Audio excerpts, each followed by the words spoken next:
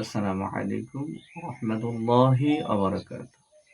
দেশ ও দেশের বাইরে থেকে যারা আমার ভিডিওগুলো দেখেন নিয়মিত, তাদেরকে অসংখ্য ধন্যবাদ।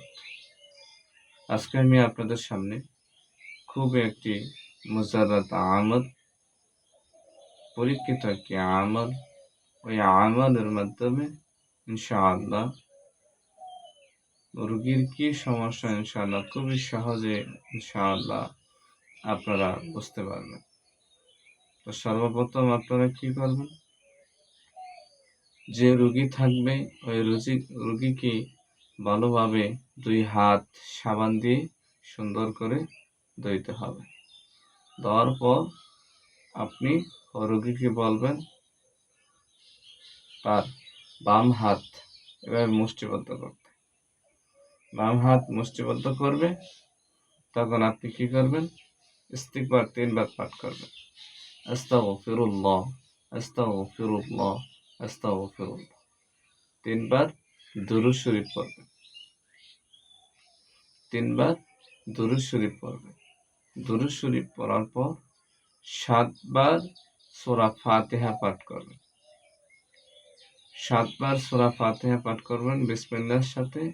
শেষের মিমটা মিলায় পড়বেন, মিলহামদুলিল্লাহি রাব্বিল আলামিন। একদম শেষ পর্যন্ত 7 বার পড়বেন।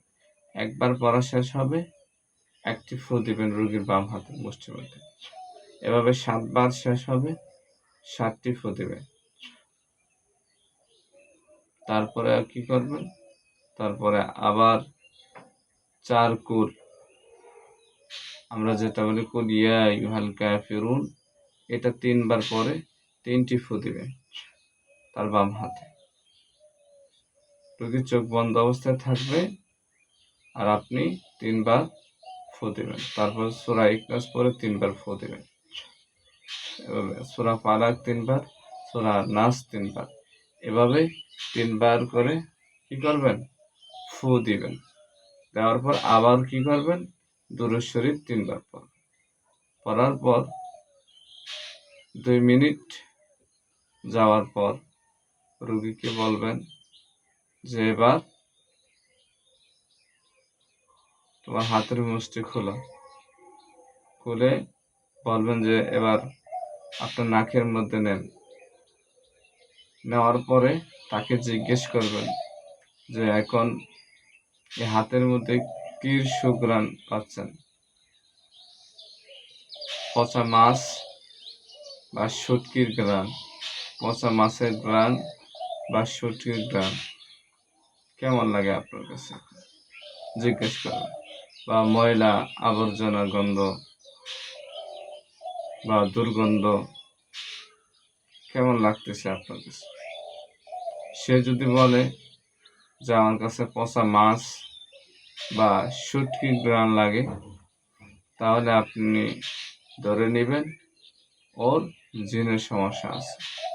আর যদি ময়লা আবর্জনা দুর্গন্ধ থাকে, তাহলে ওই রোগীটা জাদুর সমস্যা। আর যদি সুঘ্রাণ আতরের ঘ্রাণ পায়, তাহলেও কি জিন্নাতের সমস্যা। তো আমরা আজকে খুবই সহজে জানতে পারলাম যে একটা রোগী সরাসরি আসলে আমরা কিভাবে অতি দ্রুত রোগীর কি সমস্যা আমরা জানবো ইনশাআল্লাহ। যারা জিন ও জাদু বদনজর রুকিয়া ও তদবির শিক্ষা কোর্স করতে চান, শিখতে আগ্রহী আছেন, ইনশাআল্লাহ আমাদের সাথে যোগাযোগ করতে পারেন।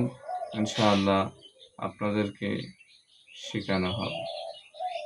আল্লাহ পাক প্রত্যেককেই বুঝার তৌফিক দান করুক।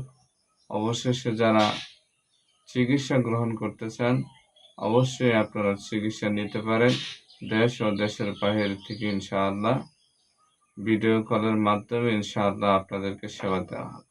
আসসালামু আলাইকুম ওয়া রাহমাতুল্লাহি ওয়া বারাকাতুহু।